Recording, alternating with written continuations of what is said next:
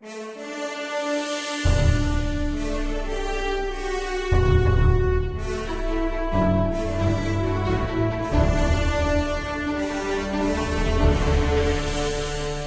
to the 17th annual Delmarva Real Estate Outlook, hosted by W.R. McCain Associates. My name is Braxton Dees. I'm President and CEO of W.R. McCain Associates. I wanted to thank everyone for attending this morning. I would like to extend a special thanks to our sponsors, SVN Miller Commercial Real Estate, First Shore Federal, Gillis Gilkerson, M&T Bank, and TGM. Thank you guys very much for your sponsorship. I also would like to thank Dr. Hoy. Is he here this morning? There he is right there. Thank you for hosting us here this morning at Wor-Wic. It's always a great venue for us. Thank you very much. Also want to extend a special thanks to PAC 14 TV for their support. They're going to be taping our session this morning. Finally, I also want to thank a few folks at W.R. McCain that helped put all this together for us. Did a lot of heavy lifting for our event this morning. Ginger Williams, our Chief Operating Officer and Commercial Division Manager. She's over there at the door. Thank you, Ginger. Tammy Harris is in the back there. Heather Hazuski and Jordan Teagle, which sure Heather's there. I don't think Jordan's here this morning. Jordan's in college, so I think she's probably still asleep. But they did a lot of the data mining and research on this, putting this together this morning, so thank you guys very much. Bill McCain, who will be presenting this morning, founded W.R. McCain Associates a little over 30 years ago in 1988. We just celebrated 30 years last year, and now we're in our 31st year.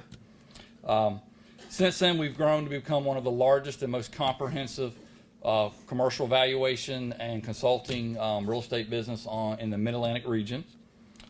Bill has an MBA from Salisbury University's Purdue School of Business and a economics and sociology degree from Chesapeake College or Washington College. Bill is a member of the Appraisal Institute and holds the MAI designation.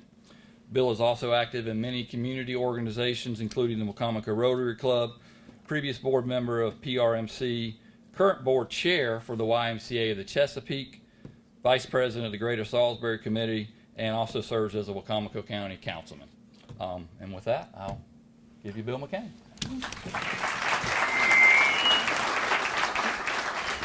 Thank you, Braxton.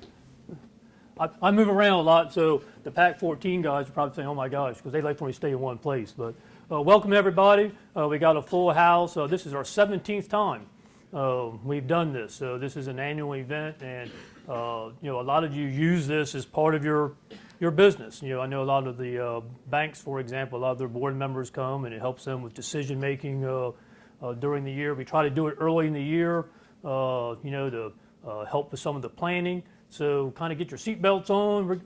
I think we only have 77 slides, so we should be done by lunchtime if we hustle through this. And also, I see a lot of the gentlemen out here. Remember, tomorrow's Valentine's Day. So, and if your wife says that it's the thought that really counts, that's not true. All right. So spend a lot. So anyhow, let's rock and roll. Just a little bit about us. Braxton mentioned a few things, but this actually, 32 years now we've been in business, and we have about 20 people in our staff. We do a lot of appraisals. I've been doing it for a long time, so we've done nearly almost 14,000 commercial assignments and nearly 60,000 residential assignments. And when we started doing the math on that, that's about $13 billion worth of real estate we valued mostly around Delmarva. So, and also if you want more data regarding this, we do put this on our website, so you can go online and there will be the most recent version of this will be online. We normally start off, we talk a little bit about national, then we kind of gravitate to Maryland and then get to the local market. Most of you are here to hear about the local market, and so we'll kind of go through some of the national stuff pretty quick. The economy is good, and the economy is good because unemployment rates are very low. They're 3.5, 3.7, give or take. That's about as close to full employment as you can get. So that's a good thing. Job openings, have been increasing now for almost a decade. A lot of people talk about the good economy. The good economy, that's not something new. We've been talking about a good economy now for 8 or 9 years, and you can see this. Job growth has just been steadily happening, and the trend is it might be plateauing a little bit, but it's only plateauing a little bit because it can't get much better. So this gives you a little idea. This might be a little hard to read because it's a lot of data, but this is pretty much every county on the shore. So depending where you're from, you can kind of look here and you'll see where, here's the labor force, employment, but here's your unemployment rates over here. But you can see most people are hovering around the same kind of numbers. This is November's rate. It's about the current, about as most current or so that we have. But it's pretty similar to Maryland. Maryland's unemployment rate is running about 3.2. The U.S. is about 3.3. This was in November. The lower shore runs a little higher, but it's kind of a little bit skewed because Worcester County skews that a little bit in the wintertime because their unemployment rate's always higher in the winter, and then it goes really low in the summer. So, but overall, it's pretty similar. The economic forecast on a national perspective, GDP growth's been pretty steady. It hovers around this 2.5% figure, and that's about where we're going to end up this year. And we got low inflation. The national economy has sort of found this sweet spot. The sweet spot is, pretty steady, modest growth, low inflation, and low unemployment. Well, that's a good place to be, and we're kind of staying there. So, like I say, it's kind of the sweet spot. The challenge is always, can you maintain that, and how much longer can we maintain this good place that we're in? Getting to the housing market, this is no surprise. Single-family starts and home starts are all on the rise. If the economy is good, people are working, that's going to happen. This is just new single-family homes that have sold in the United States. You can see that continues to rise, but you also can see we've never got, we're still far from this peak of the housing market back in 04 and 05 and 06. It's going to be hard ever to get back to that just because, particularly with the millennial generation and the Gen X generation and so forth, they're not necessarily as big of house owners as the baby boomer generation was. So, will they ever get to this point? At some point we might get back to this, but it will take a while. Just a median price of homes across the country. You see a pretty steady rise in existing home prices. New home prices, I think some of this data, once it gets updated, will probably continue the trend. But even though you see it's a little flatter than existing homes, but most of it's still an upward trend. Here's a little bit what I was talking about with home ownership rate. You can see the home ownership rates.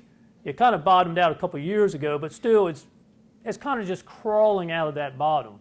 And like I say, it's just not, the younger generation in America is just not as excited about necessarily owning homes as the older generation. And the younger generation is more mobile, they change jobs more, and they tend just not to be, at this point, that serious about necessarily being a homeowner. So the housing forecast on a national level, you can see things have been pretty steady. Single-family home sales have steadily increased. The new housing starts, you can see, like say, it's kind of slowing down a little bit. It's still increased, but it's relatively pretty modest in terms of increases. And existing home sales, once again, it's about give or take the same place, and the median price, is flattened on new homes, as we were talking earlier. That seems to have flattened out a little bit, and I think it's just accommodating the market. So the national forecast, steady is kind of the name of the game. Like I say, we're in a pretty good place right now. So new home sales, we're seeing increases. Across the country, values. I kind of put up here. Well, they're increasing around 5% or so. But I'm kind of jumped down here to the bottom. A lot of markets, they're like countries within a country. You go to Northern Virginia, for example. you go there, it's a country within a country. Their economy is so strong. You go to a Charlotte, you go to a Nashville, you go to San Diego. I mean, these economies they're a world within their own. And their housing markets compared to our housing market, for example, is dramatically different. You go to Northern Virginia, you put a home on the market, well, you get a dozen bids in 48 hours. And they choose. In fact, you have to write a letter. I have a daughter that lives in Northern Virginia, and they bought a house. Her and her husband bought a house like a year ago. They had to write a letter to the seller. You have to convince the seller why they should take your contract, as compared to the other 6, 7, 8, or 9, or 10 that were offered. So, it's a whole different, name of the game. So, like I say, so you have a lot of haves and have-nots sort of across the country. We got some pictures you're going to see in a minute that sort of is going to show that. Job trends, if unemployment's low, job trends are pretty good. This slide gets a lot of color going on there. This narrows things down, but this is Wicomico. You compare Wicomico sort of to the state of Maryland and to the U.S. in terms of job trends, that they're almost all the same. They've kind of all come together. So that's kind of a good thing. We're pretty much mirroring what's going on across the country.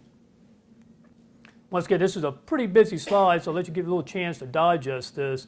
But this is all the counties in Maryland, and unfortunately, this is just 2017 to 18. Maryland has not come out with the 2019 numbers yet, so I'm not going to spend too much time on it. But the trend's still kind of the same. Median price is going up. Doesn't matter what county it is, it's going up. And inventory levels, because they're so low, the number of sales, you see a lot of negatives. And we're going to see the same thing in 2019 once those numbers come out, just because the inventory levels are so low. And we're going to talk about more. All right, this is what a lot of people like to see, the average sale price. The chart shows it actually a little better. If you go to the chart here, we've been tracking this since we've been doing this for so many years, but since about 2004. So you go down to 2009, down here to the bottom.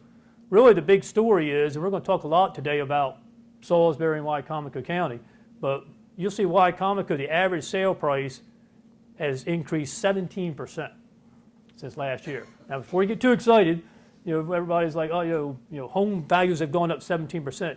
That doesn't necessarily mean home values have gone up 17%. What's happening is the inventory levels are so low, and I'll use Wicomico as an example, and the lower price homes over the last couple of years, I mean, if you had a home price under $200,000, it sold as fast as they could list it. Most of that's been sold. So what's happening now is we're seeing more of the $350,000, $400,000, 400 plus homes they're selling, and they're selling at a more rapid rate now. Well, that's pushing up the average price of homes. In fact, that number, it's like $185,000 at the end of the year was the average price home.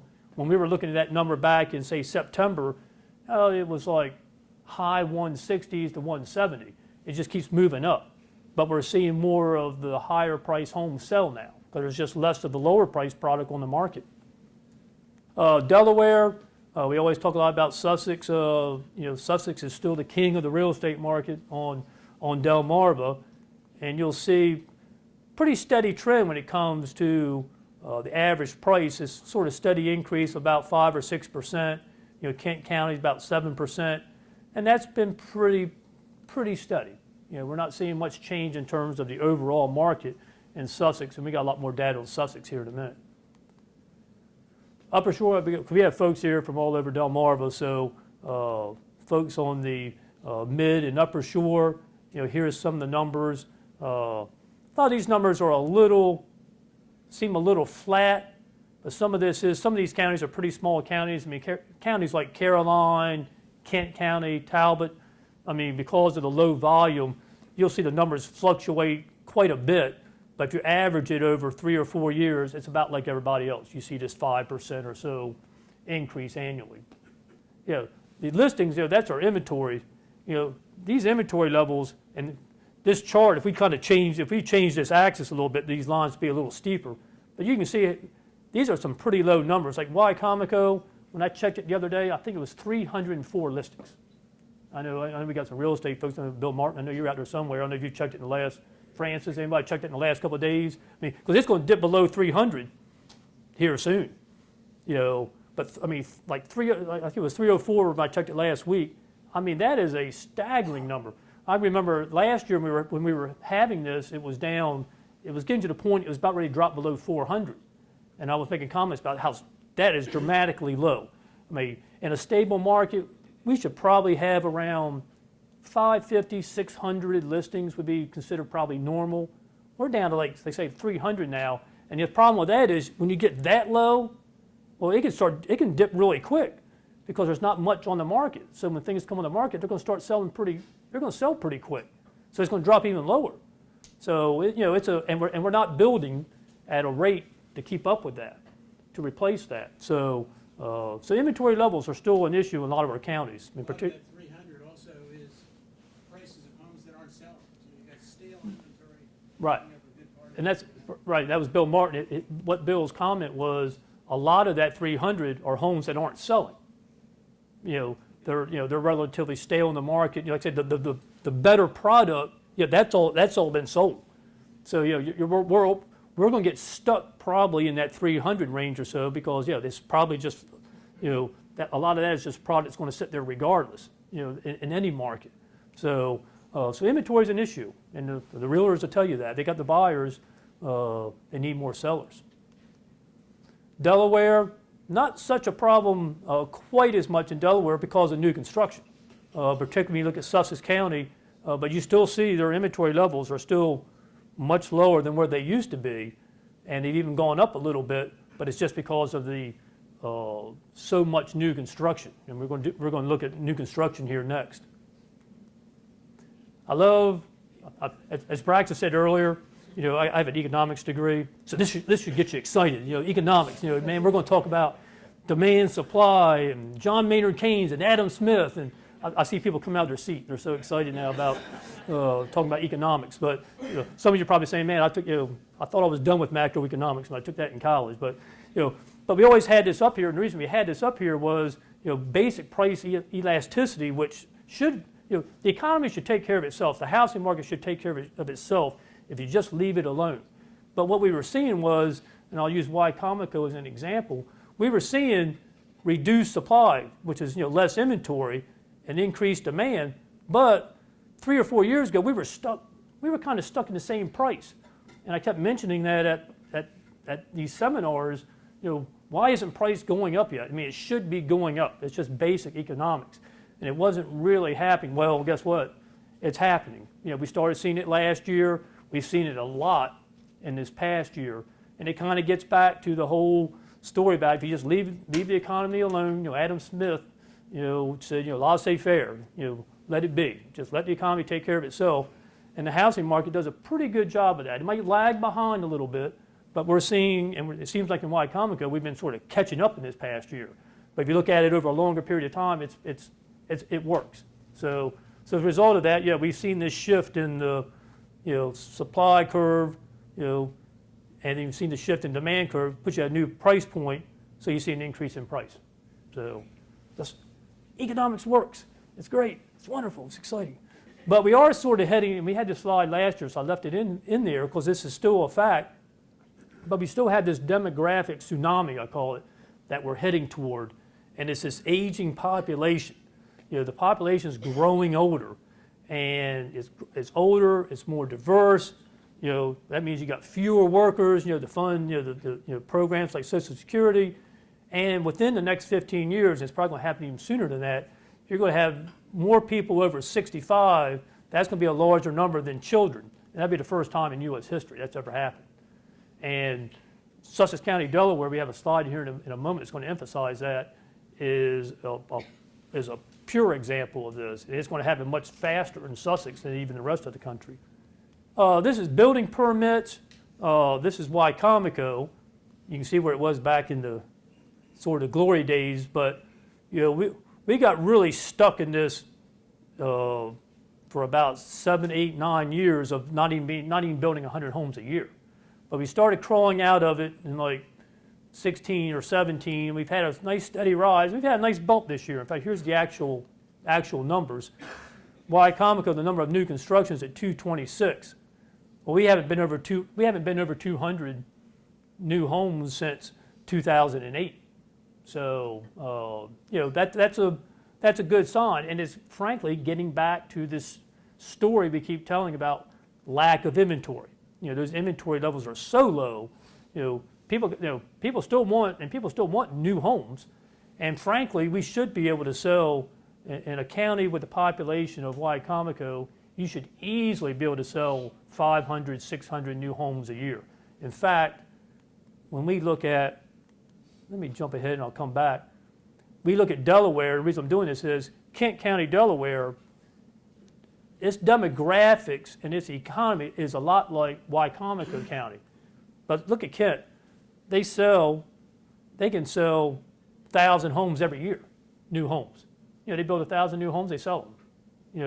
There's no reason that in Wycomico, we shouldn't be able to build, back in 05 and 06, which isn't necessarily a good comparison, but we were building 700, 800 homes. If we went back before that into the 90s, we were building 500 homes a year and they're selling.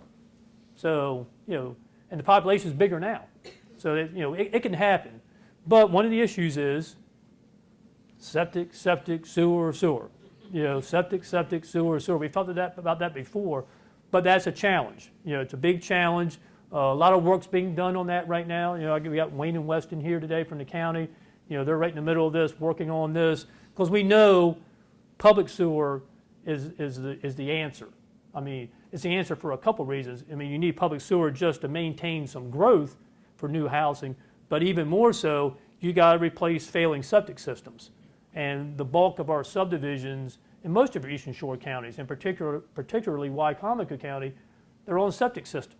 And here's one thing I can guarantee you: all septic systems will fail. I mean, they're not built to last forever, so they all have to be replaced at some time or another. And the challenge is we have some areas in the county where you can't go back with a standard septic system anymore. So they need public availability. So that's being worked on. Some of our municipalities. I mean, the city of Salisbury has a new plant. It's about half capacity or so, and they can reach out into some of the surrounding areas. But that's not going to solve our very rural areas. We have areas that are very rural. We need some other means to solve that, and that's going to have to either be public facilities owned by the county, or some areas are going to remain on septic. Everybody's not going to have public sewer. So, we still got to come up with solutions for properties that are in areas that will always be on private systems. There will always be septic. So we got to have solutions to that. I go back to the issue of, with climate change, you have water levels. Our water tables are rising. It's just science. Over time, geologically speaking, land sinking, the water levels are rising. But it also means things like perk test rates, for example. That's going to have to be modified at some point in time. We're still using rates that have existed for, the last 20 years or more. I don't know. They've been around for a long time, but modifications need to start taking place. So, but that's being worked on. That's a big issue. Here's Sussex and Kent. I kind of jumped ahead on that, but you can see Sussex. Sussex is still building, 2,800 homes a year. And they've been in this 2,500 for the last 5 years or so, building 25, 26, 27, 2,800 homes a year. And there's nothing on the horizon or anything right now saying that that's going to slow down at all. That's just going to continue. And that's pretty dramatic when you look at your other counties. Nobody's even remotely in that territory. So some pretty staggering numbers. This is just for illustrative purposes. I'm not going to read all these, but you can see it takes, this is just new construction projects just sort of in the Cape region, of Sussex, just in that Lewis, Rehoboth area. And, I've got, 2 slides with double columns. We could do the Eastern Shore of Maryland, and I could put all that on one slide in one column, and it won't fill up the column. Just to put in perspective how much development is taking place in Sussex, and this is Eastern Sussex, and it's commercial as well. These are just examples of commercial projects. So, it's still the engine that just keeps going. I'm just going to go through this pretty quick because actually I'm going to talk more this morning about Wycomico. We've talked a lot about Sussex in the last couple of years doing this, and Sussex is still that big driving force, but it's kind of the same force we've seen for a while. So, but most of the increase in population that's coming to Sussex, it's in migration, it's net migration, it's people moving to Sussex. The blue line there, that's natural increase. That's babies. The baby boomers that are coming to Sussex County, they're not making babies. Those 60-year-olds that are moving, they're not doing that anymore. So the population, let's say it just continues to increase in Sussex. But I mentioned this earlier, but you see that population increase, it's getting older. This is the projection. Like in 1990, about 28% of the population in Sussex was over 55. By 2030, that's estimated to be 43%. And it could be half, frankly, because that number is actually going up even faster than when this was first projected. So, and I'll use Millsboro as an example. As a kid, I grew up in Delmar. I see my buddy Jimmy Willie out there. Where's Jimmy? There you go. There you go. My Delmar Lee guys know, my Delmar buddies. But towns like Millsboro, Selbyville, Dagsburg, I mean, they were small towns like we were. We were just blue-collar communities. Now, I just use Millsboro as an example. It's the fastest growing municipality in Sussex County, second fastest in the state of Delaware. And, and water sewer expansion, as I've said earlier, sewer's king. And in Sussex County, you just have a lot more sewer districts than we have in our other counties across Delmarva. But they've just recently expanded even further to the north. You got a major project. DelDOT's getting ready to start here very soon. It's going to be a flyover at the Route 20-113 intersection. That's to relieve some of that Route 24 traffic. If you've ever been through Millsboro about 4 o'clock in the afternoon, especially in the summertime, okay. That could be a struggle. So, but that's the whole purpose of this flyover, is to relieve some of that congestion. But then you have developments. I'll just use Plantation Lakes as an example. They're building almost 200 homes a year. That's almost as many homes as we build in Wycomico County cumulatively, and they're doing that. That's one subdivision. So a lot of growth taking place in Delaware. One of the issues, though, is infrastructure. How do you keep up with this? And unfortunately, when it comes to traffic, that's a struggle, and it's a struggle mainly because of the time frame. There's not much you can do about it. It just takes a lot of time. And this is just an example, but if you're going to do a project, any major road project like that flyover on Route 20, it's 2 to 3 years to go through the planning process. Then it's 2 to 3 years to complete the acquisitions. They get to hire appraisers, which is a good thing, to help them with the acquisitions, and then they got to do the construction. So that could be, it can easily be 6, 7, 8 years to do a project. Remember the chart I showed you earlier? They're building 2,800 new homes every year. So another 7 years goes by. Well, you've added another 14,000 homes potentially to the area. Well, you got another traffic problem. But you're trying to fix the one from 6 years ago or 7 years ago. And it's just the name of the game. It just takes a long time to do any kind of road project. So there's always this catch-up that's going on. We have an example of one right here, but the Route 24 project there at Mount Joy Road, that kind of started right around August of 2015.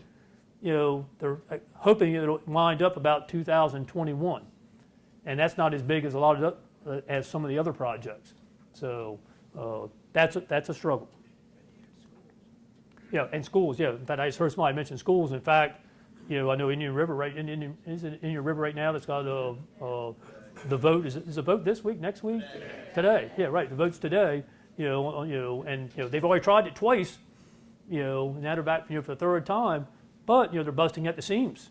They got to find a resolution. And Delaware, you have school districts, and it's a tough sell sometimes. And so schools are an issue as well. So. Yeah, but Salisbury, we want to talk today a little bit more about, I want to really focus on Salisbury. We're in Salisbury, and there's a lot going on in Salisbury and Wycomico, so I want to talk about that a little bit. And we're seeing a lot of repurposing of buildings. And actually, this is something this has been going on across the country for a long time. When you go to your markets, like I mentioned earlier, like your Charlottes and your Nashvilles and so forth, we all big box stores, like big box retail and stuff. That's a thing of the past. But those buildings are still there, and a lot of those things they've been repurposed. Some of these big buildings, industrial buildings. You got areas in Raleigh, North Carolina, and so forth. Big industrial buildings, and they've turned them into their breweries with eateries in them, and they're attractions. They attract people, and we're going to see more and more of that. And we're starting to. It's starting to happen in our area now. We're starting to see some buildings get repurposed. Some of these big box buildings getting repurposed for other uses, and we're going to continue to see more of that. There's a lot going on on South Salisbury Boulevard. PRMC, the hospital, their future growth is going to be south of their existing campus. SU, a lot of their future growth is going to be south of their existing campus. You're going to start seeing, they own the Court Plaza site. They're going to be starting that, I think, sometime in the next couple of years, some construction there. So, and then, probably the biggest story as far as, Salisbury itself is the downtown. A lot going on downtown. If you've been downtown, if you have an office downtown or a business downtown, you're like, can they please hurry up and get the roads done and so forth? But it's something that has to be done, and it's all in process. So there's a lot happening. You got Main Street revitalization. You got the town square. Along the Riverwalk, there's stuff going on. A lot of new traffic patterns. Circles being put in at Riverside and Carroll Street. That's supposed to wrap up here in the next few months. That's different. Probably the most ambitious project is the Ross building, a 12-story apartment building. That'll be the biggest and tallest building in downtown Salisbury. That we got some pictures of that on one of these future slides. Multifamily, I'm going to kind of go through this pretty quick. We talked about this a lot last year, but there's still a lot of apartments going on. We got more multifamily construction happening than we do single-family construction. We need some catching up on the single-family side.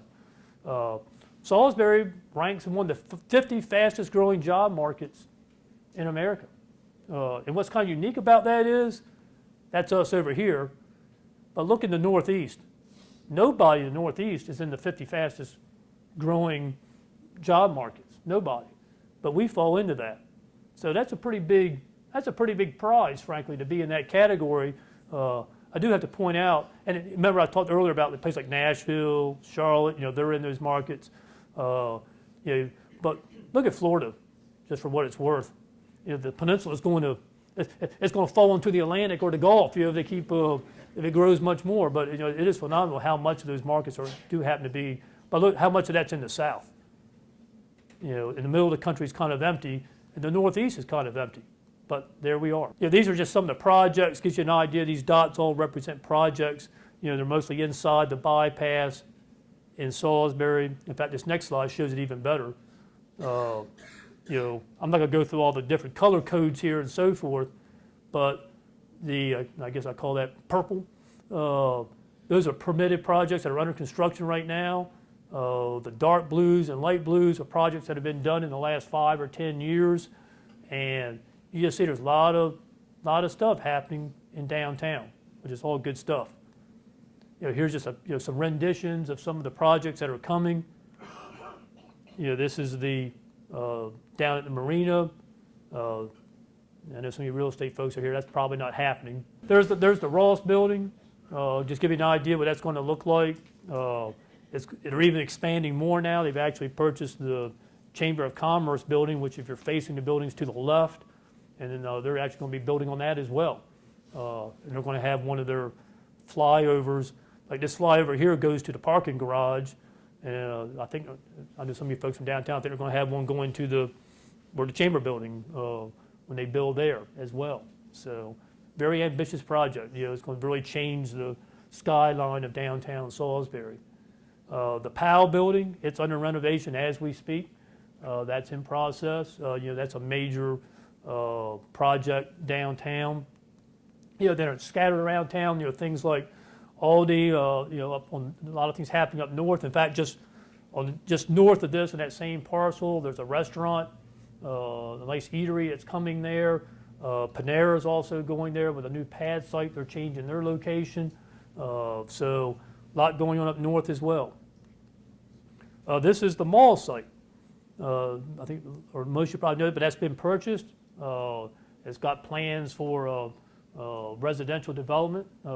Probably be the first big development we've had, frankly, in almost 12 years now. So it's something that's very much needed. That's a prime site to develop. I mean, where can you find 40 acres of land, or more than that actually, inside city limits with public water and sewer? I mean, that's just so unique. And you can walk to everything from schools to a zoo to shopping. So, this has potential to be something very significant. Actually, I think some of you might be able to help me out here, but I think it's Ryan Holmes that's planning on being the developer of that. So that's going to be very significant, and that should be coming soon. And over here used to be the big stone pile, and as the mayor would say, the stone pile is gone. It sat there for, I think, 15, 20 years. The stone pile is now gone. So progress is being made. So commercial real estate, let's touch on that a little bit. One of the trends is, and this is more so in industrial, but we're seeing it in some other markets as well, more niche-oriented type properties. And I gave you some of those examples earlier. That's what you see in other cities across the country. We're starting to see that. A lot of retrofits, as we were talking about earlier. In fact, about 70% of a lot of the overall projects around the commercial market had been some type of retrofit or changing a use. So we're going to continue to see that. These slides just give you a little bit of idea what's going on in terms of rent per square foot. You can see rents have steadily increased.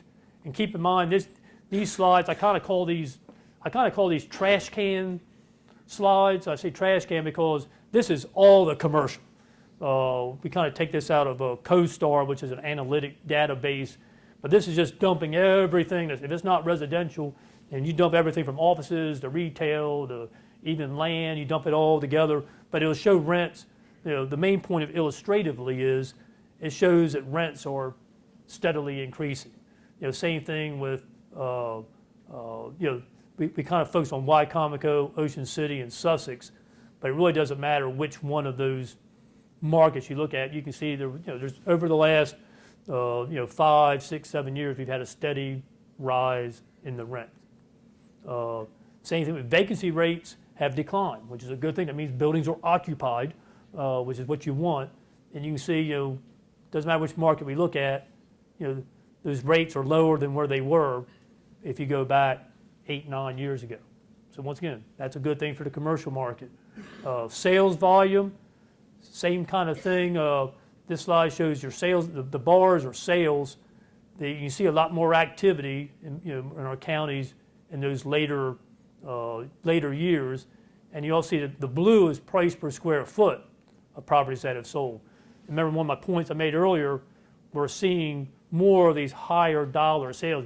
Overall, we're seeing less sales, but that's just because of the lack of inventory. But a lot of the sales are some pretty big transactions. We do see some sideways movement. This was in the paper, but we've had some big retailers and some other, some pretty big box stores that have closed up. But we're going to have that. That's just natural. We're going to have some of these. This is happening across the country. Macy's closed, I forget, it was 1,300 or something stores across the country. We happen to be one of them. But we're going to see things like that. But guess what? Something else will move in. It'll be repurposed. And so, we get some sideways movement. But all in all, that's to be expected.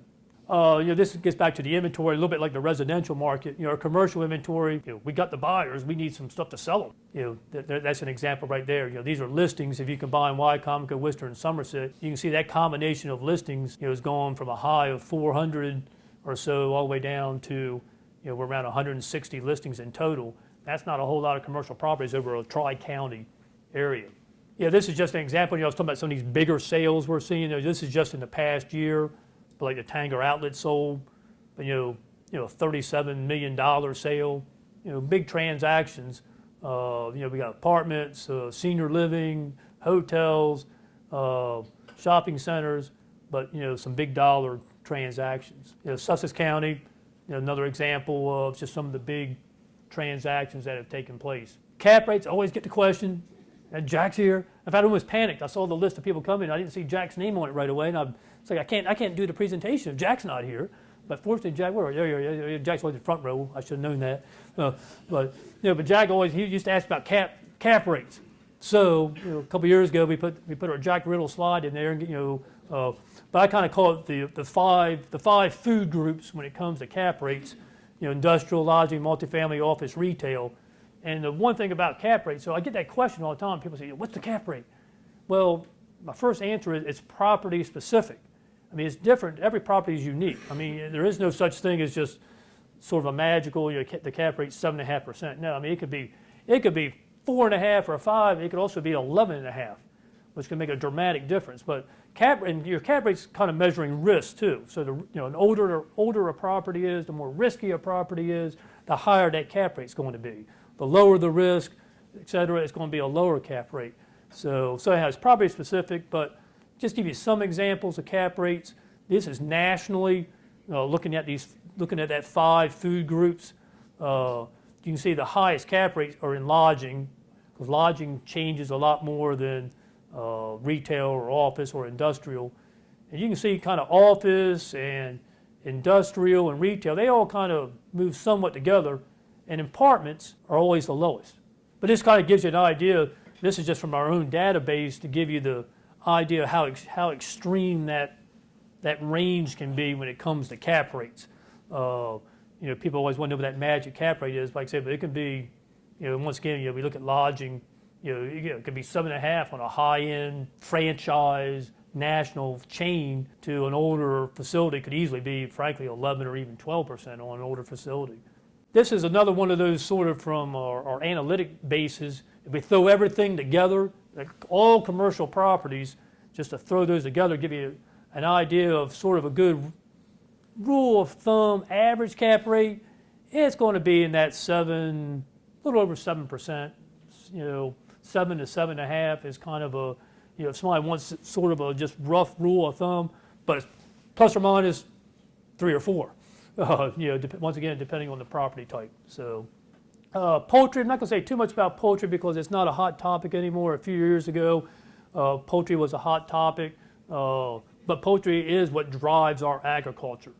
When you see soybean and cornfields around Delmarva, they're there because that's supplying chicken feed. That's not putting bread on people's tables. The Midwest is supplying, food product. We're supplying food products for chickens on Delmarva. So poultry drives our local industry. But I know a lot of the lenders out there. One thing that is kind of important is this gold rush of building the poultry houses is over. The incentives aren't out there anymore. The growers have enough. They've got enough houses now. They're happy where they are. But one of the problems is older poultry operations. Because these older facilities, they've increased the layover in between flocks. Well, why is that important? Well, it's important because when we do valuations of poultry farms, we base it, in fact, our typical formula for broilers is 5.5 flocks a year. It's kind of our formula. Well, if you increase that layover period, well, they might only be doing 5 on average instead of 6 now. That 5.5 is probably not going to happen. Well, it's all driven by income. So if you got fewer flocks, you've also got less value. So, older poultry operations are, a lot of times the growers demand them to do major upgrades to their operations. That can be very expensive. And sometimes if the operations are 40 years old or so, it's just not worth it to the farmer anymore. So they get abandoned. And that becomes a problem. We have a lot of abandoned poultry houses scattered across Delmarva. What do you do with an abandoned poultry house that's 40 plus years old? There's not much alternative use for it. And you can't burn them down anymore. I mean, you can't just go, torch them. You have to tear them down, and that's expensive. And if you can't afford to do the upgrades, you also probably can't afford to tear down the abandoned poultry house on your property. So they sit there. So that's something in the future has to be addressed. Just give you an idea of how strong it is. But one thing you see is the number of growers is fewer, but the number of chickens is still relatively the same, even though you have fewer growers, because now you have more, the houses are bigger and you have more capacity. But just give you an idea, how important the chicken industry is, the poultry industry. It's 70% of the farm income in Delaware. 35% of the Maryland cash farm income, but that's the whole state of Maryland. If you took the Eastern Shore, it's closer to that 70% number just on Delmarva. So, very significant. I do want to talk a little bit about property assessments, because trust me, we've had a lot of phone calls about property assessments, because people's property assessments are going up. And I know we've got some of the assessors here. In fact, I think Pam and Christine here, I know they were on the list for the, they're not going to acknowledge that. I want to put their hand up so you can call them instead of us. But no, actually, the story around assessments is, and I'll use Wycomico for example. They had gone up, like commercial assessments were, the 3-year cycle was this year. Some of the assessments were 30% higher. So people are like, commercial values are going up 30%. No, that's not necessarily the case. That calculation is based on the cumulatively, look at all the commercial properties added together was 30% higher. That doesn't mean every property went up 30%. Also, there was a lot of big transactions, as some of those pictures showed you earlier, that had happened in that 3-year cycle. So that's increased that total assessment number as well. And frankly, and I was kind of asking about some of our assessment folks if they were here, because they come to this, but I wanted to really put out, they actually do a very good job. A lot of their assessments are very accurate. A lot of the issue was there's just a lot of catching up's been done over the years. I mean, trying to do that 3-year cycle every 3 years, it takes a while to catch up on everything. And frankly, they're just catching up, and they're doing a good job of valuing properties. But in some cases, properties were just simply undervalued for a number of years. And now they're getting right valued, but it's a big difference from where they were. So, but assessments are, have gone up significantly, and so that's for the most part, it's a good thing from a reflection of your local economy. When you're a property owner, you're like, you got to pay more taxes. You're like, well, you're not quite as excited. In fact, that's a little bit out of focus, but it says, as property values rise, why it matters. Well, it matters for a lot of reasons.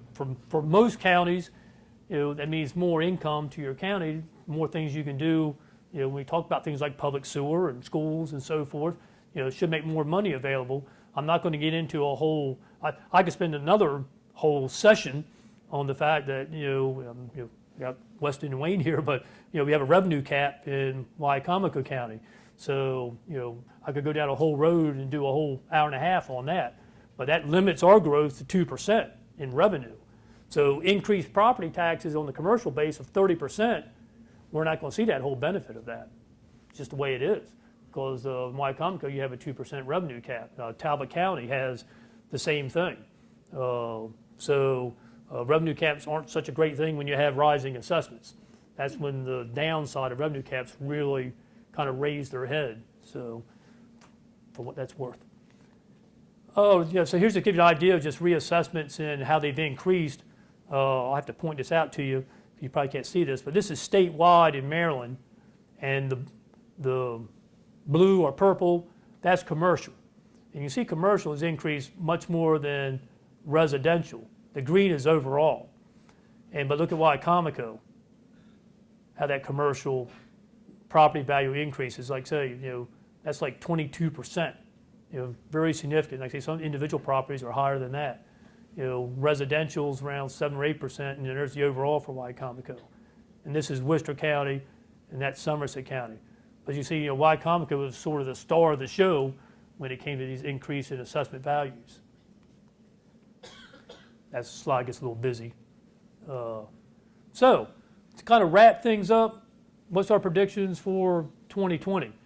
Ironically, our prediction last year, our top prediction in 19 was going to look a lot like 18, and 19 was a very good year. Well, guess what? 20 is going to look a lot like 19. You're not going to see anything substantial happen this is an election year. So economically, in an election year, nobody does anything, nobody wants to rock the boat in an election year. So normally you don't see anything of any substantial nature happen in an election year in terms of economics. So as a result of that, we expect, there's plenty of fuel in the fire when it comes to real estate, that we're going to see this sustained through 2020. We're going to see continued increases in value, especially due to the fact we got historic low inventories. This low inventory is actually, it's almost becoming problematic. So, but that will have an influence on price, and it's having an influence on price. Our commercial transactions, there may be fewer in total numbers, but we're going to see larger transactions. And you saw that in some of the slides that we showed earlier. Delaware still beats Maryland, and it's still the same answer. The biggest thing is really public sewer. Some people, I get this a lot of times, people say, well, taxes are lower. Well, guess what, folks? 15 years ago, 20 years ago, 30 years ago, taxes were lower in Delaware than they were in, Sussex County had lower taxes than, say, Wycomico County. But 20 years ago, 30 years ago, we were building more houses in Wycomico than we were in Sussex. The tax differential was the same. So it's not so much tax as it's other things, quality of life and public sewer, having the availability to build. Septic issues, we talked about that. That's just going to continue. That needs to be addressed. And this is an issue, to me, doesn't get enough attention, and that's the aged housing stock.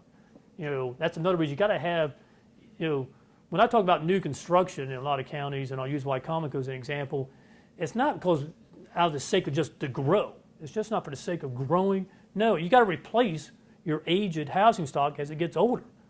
And we haven't been replacing it for most of the last decade. So as a result of that, most of our subdivisions were built in the 80s and 90s. So they're 30 years old now. That's old by housing standards. So you need new to replace the old. So that this aged housing stock, needs to be addressed. And there's plenty of pent-up demand for new construction in the Eastern Shore of Maryland. It's just finding places you can actually do it. That's the challenge. Sussex County, the biggest issue is just sustainability of the growth. It's extraordinary levels. You have a lot of growing pains, and we'll get back to the school example. This has always been the case with development growth. Development growth never pays for itself. Never has, never will. That's just a fact.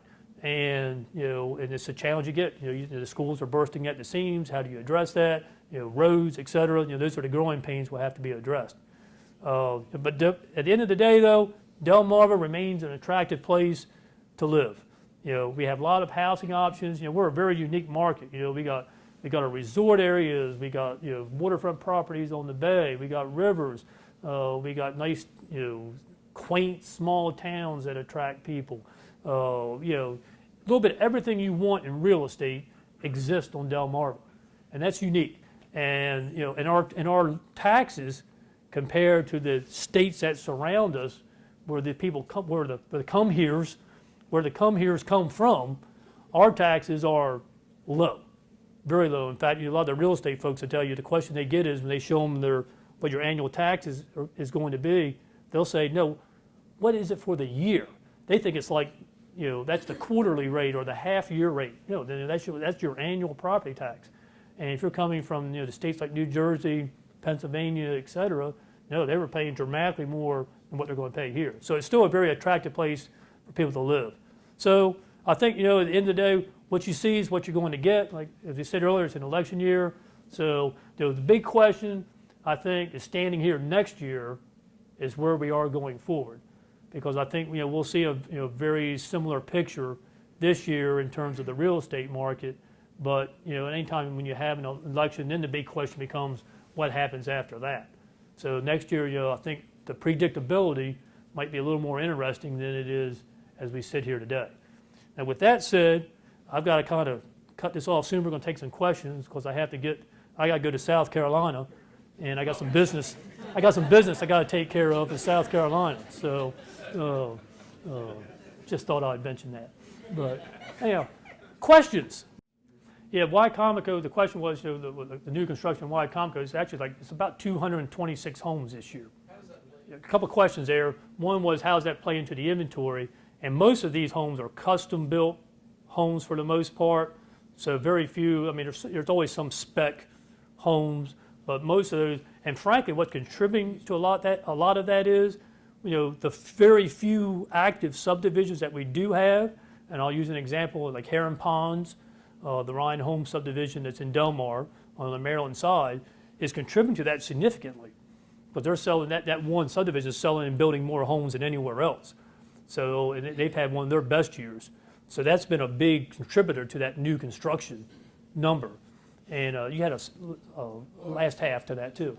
Yeah, most of that new construction is really just a scattering of homes all across the county. Because like I said, we only got a couple shovel-ready. We only have 4 or 5 sort of shovel-ready subdivisions that you can buy a lot in and build. And something like the mall property that we were given the example of, that could, with Ryan Homes, that could really boost that, because they could build 50 homes a year in there easily. Yeah, the question was, what's the time frame for that? Like any development, the question is, if you started today for a new development, whether it's residential or commercial, how long, what might that take? And Henry Hanna's question, actually, he even suggested, would that be like 12 or 24 months? Easily, which is actually relatively quick in terms of, most projects. And I will say this, I know that the City of Salisbury and Wycomico County both have made changes in the past to expedite that process. You can get through that process pretty quick, much quicker than it used to be. And they've tried the best they can to sort of create one-stop shopping, so you can come into their planning office and everything you need. They can tell you, here's the steps you got to go through and so forth. And so you try to avoid those delays. But yeah, it takes a while. Yeah, that's the thing about real estate. You can't fix it real quick. Real estate takes time. To do a development, you got to go through that whole planning phase, get your financing. The easiest thing is putting the shovel in the ground. It's getting to the point you can put the shovel in the ground. That's the biggest challenge. Yeah, so the question is the lack of building due to sort of a function of land or land availability?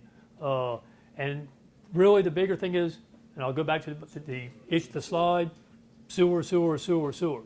You got to have sewer. There's plenty of land, but there's not plenty of land with sewer. And particularly when you're in the Eastern Shore of Maryland counties.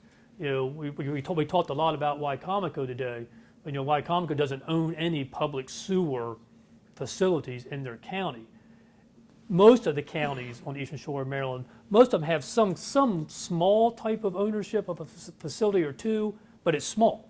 I mean, none of the counties have any kind of significant county public sewer. In fact, I served on a task force, this was probably 10 years ago, for the state of Maryland, and it was about the issue of septics. And I was the only Eastern Shore representative.